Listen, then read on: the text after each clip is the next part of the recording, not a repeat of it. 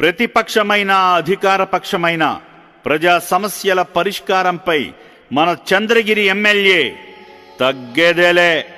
గెలవక ముందు ఒక మాట, గెలిచాక ఒక మాట చెప్పే రకం కాదు మన పులివర్తి నాని అన్న.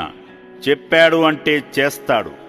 మనసా వాచా కర్మణ త్రికరణ శుద్ధితో చంద్రగిరి నియోజకవర్గ ప్రజల అభ్యున్నతిని ఆకాంక్షిస్తూ ప్రతిపక్షంలో ఉన్నప్పుడు ఏ సమస్యలను అయితే వీధి వీధి తిరిగి గుర్తించాడో ఆ సమస్యలను ఒక్కొక్కటిగా పరిష్కరించుకుంటూ వస్తున్నారు మన ప్రియతమ ఎమ్మెల్యే గారు.